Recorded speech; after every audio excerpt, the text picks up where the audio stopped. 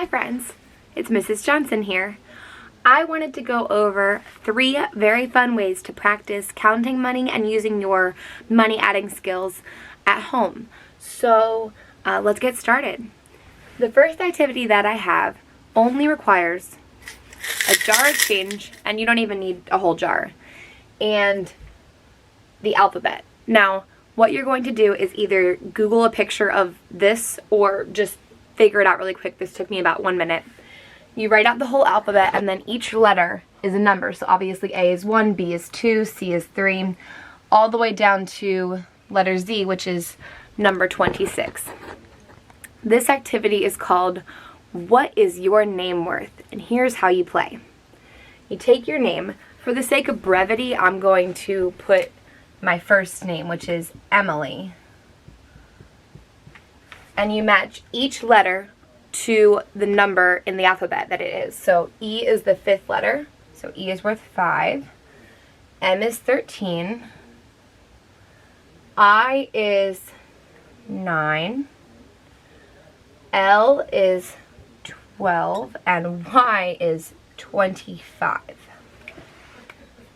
So each letter in my name now is connected to a number. I have 5 plus 13 plus 9 plus 12 plus 25 for the name Emily.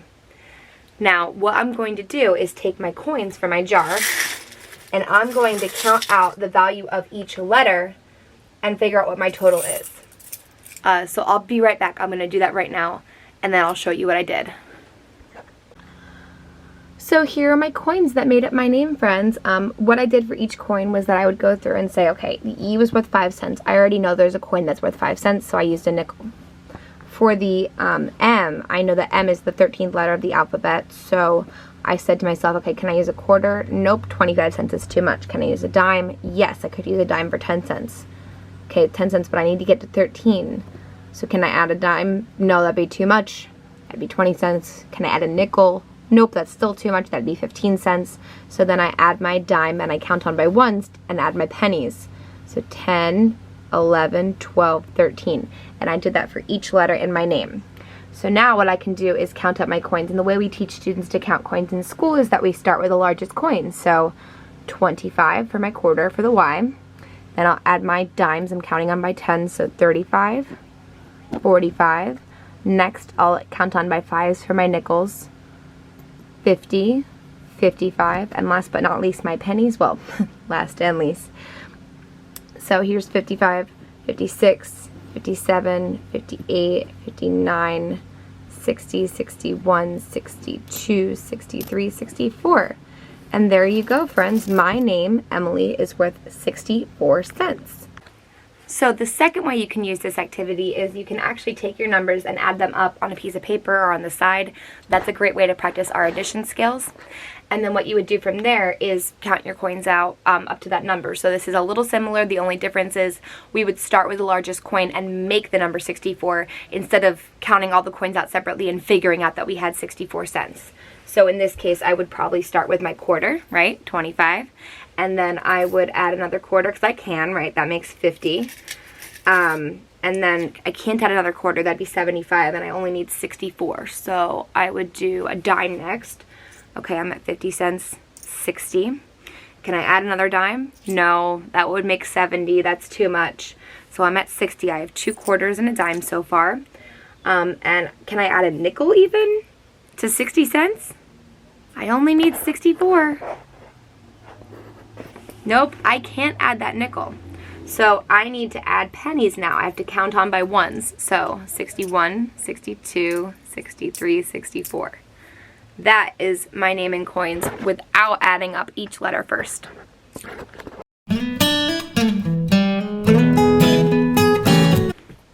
Alright families, the second activity that we can do to practice our money counting skills is called make the date. So we just learned how to make our names. Now we're going to make the date. So today's date that I'm filming this on is 5/15/20. And this is also a great chance to practice if you have students tell you it's May 15, 2020. How do we write that out in this number form? So 5/15/20. Okay. So I'm going to make this amount in coins. I would start with 5, that's a nickel. Then I would make 15, which is a dime, and another nickel. And then I would make 20. I can't use a quarter, so I'm going to have to use 2 dimes. And that'll make 20 cents.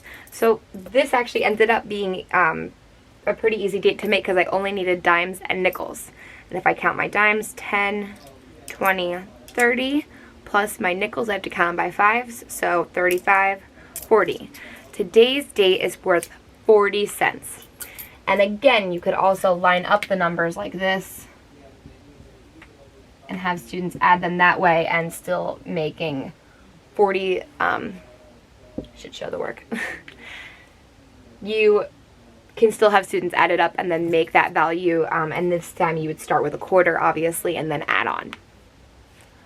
But you know, doing this day after day, it would get a little repetitive because you would just be making the same value but adding one more day or one more cent to the date each day. So what you could do then is, if you want to, take an example like someone's birthday. My birthday is June 6, 1993. So I would make 6 cents, 6 cents, 93 cents to make that.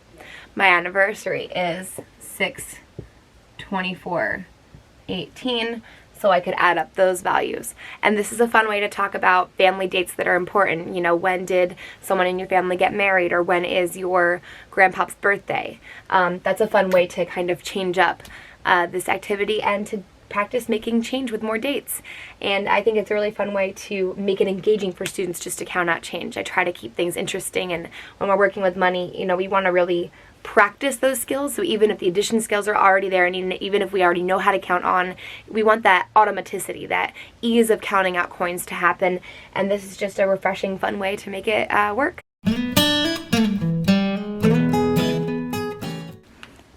Hi families. Alright, so I'm going to show you the last trick that we can use to practice our money at home and practice our counting skills.